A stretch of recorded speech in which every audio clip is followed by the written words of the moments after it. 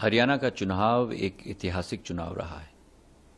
हरियाणा की जनता ने ये स्पष्ट संदेश देश और अंतर्राष्ट्रीय जगत में भेजा है कि प्रधानमंत्री नरेंद्र मोदी जी के नेतृत्व में विकसित भारत का सपना, आत्मनिर्भर भारत का सपना और भारत को विश्व गुरु के रूप में परिवर्तित करने की क्षमता केवल प्रधानमंत्री जी के नेतृत्व में संभव हो पाएगी। एक इतिहास हरियाणा की जनता ने रचा है और मैं हाथ जोड़कर हरियाणा की जनता को धन्यवाद भी अर्पित करना चाहता हूं कि एक इतिहास हैट्रिक, तीसरी बार हरियाणा में भारतीय जनता पार्टी की सरकार प्रधानमंत्री जी के नेतृत्व में बन पाई है।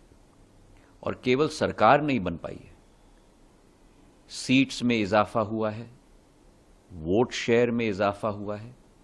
तीसरी बार जो सरकार लड़ रही हो उस सरकार को 20% अतिरिक्त सीट्स प्राप्त करना, ये जनता का विश्वास, विकास और प्रगति से ही संभव हो सकता है।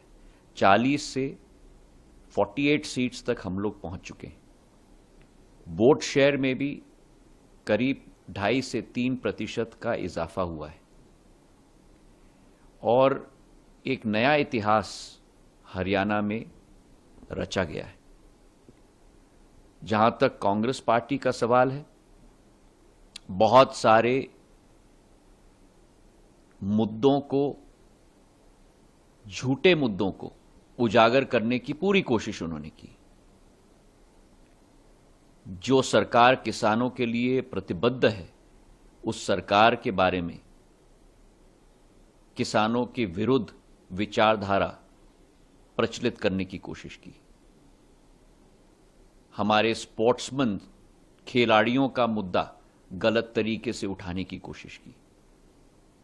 हमारे अग्निवीरों को एक नई ऊर्जा प्रदान करने के लिए प्रधानमंत्री जी ने कदम लिया है, उसे गलत तरीके से प्रचलित करने की कोशिश की। और हरियाणा की जनता ने कांग्रेस को मुंह तोड़ जवाब दिया है, कांग्रेस की बोलती को बंद कर दी है। एक नया इतिहास हरियाणा में रचा है। हमारे आरक्षित सीटों में भी करीब करीब 500 गुना वृद्धि हुई है। आज 50% आरक्षित सीटों में भी भाजपा का परचम जनता ने लहराया है। और यह स्पष्ट उत्तर है राहुल गांधी जी को, जिन्होंने कहा था विदेशी माटी पर कि अगर कांग्रेस सरकार में आएगी तो आरक्षण समाप्त करेगी। बाबा साहब अंबेडकर की स्मृति को कलंकित करने की कोशिश राहुल गांधी जी की और कांग्रेस पार्टी की रही है। और यह स्पष्ट संदेश केवल हरियाणा नहीं, देश के हमारे दलित समाज में गया है कि कांग्रेस की सरकार जहां भी बनेगी वहां आरक्षण कांग्रेस की सरकार समाप्त करेगी। और ये वक्तव्य किसी और से नहीं, लेकिन कांग्रेस के पूर्व राष्ट्रीय अध्यक्ष और वर्तमान विपक्ष के नेता संसद में राहुल गांधी जी के द्वारा दिया गया है। तो सावधान रहें देश के समस्त नागरिक, जहां जहां विपक्ष की सरकारें आएंगी वहां वहां आरक्षण इस इंडी अलायंस के द्वारा समाप्त किया जाएगा। बाबा साहब अंबेडकर के द्वारा निर्मित आरक्षण को और संविधान को समाप्त किया जाएगा। जहां तक जम्मू कश्मीर की बात है, वहां भी भारतीय जनता पार्टी ने एक इतिहास रचा है। प्रधानमंत्री नरेंद्र मोदी जी के नेतृत्व में सबसे ज्यादा मतदान पिछले 75 वर्षों में पहली बार जम्मू कश्मीर के चुनाव में हुआ है। 64% मतदान जम्मू कश्मीर के चुनाव में हुआ है। 10 साल बाद एक पूर्ण तरीके से शांतिमय वातावरण में प्रजातंत्र का उत्सव चुनाव रचा गया है जम्मू कश्मीर में। और अनुच्छेद 370 खारिज करने के बाद ही ये संभव हो पाया है। जम्मू कश्मीर के चुनाव के नतीजे में भी भारतीय जनता पार्टी ने नई ऊंचाइयां जम्मू कश्मीर की जनता के आशीर्वाद के आधार पर तय कर पाई है। 29 सीट, सबसे ज्यादा सीट्स पूरे जम्मू कश्मीर में इतिहास में भारतीय जनता पार्टी ने जनता के आशीर्वाद से प्राप्त किया है।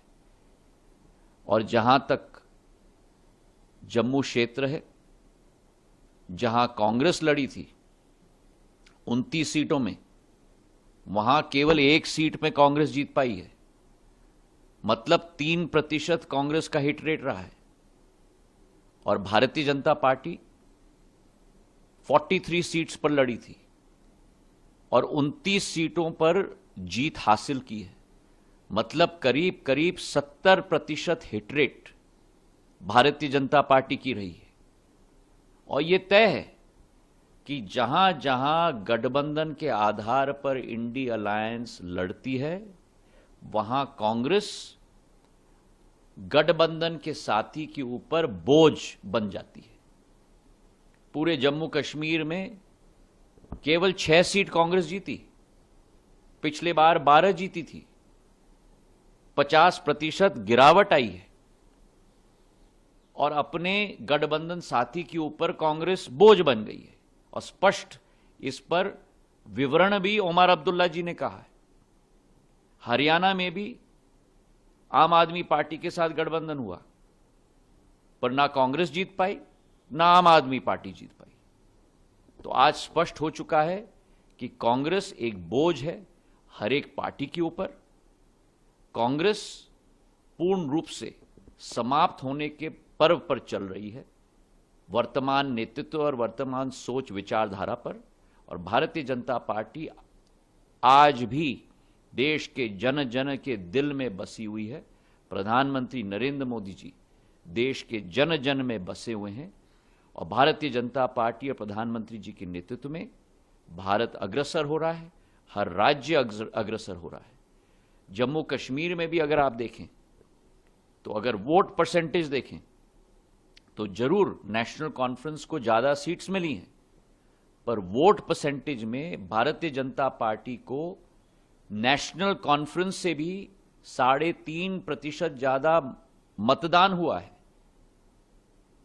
भारतीय जनता पार्टी को करीब करीब 23% मतदान हुआ है और आज भी एनसी से भी आगे है।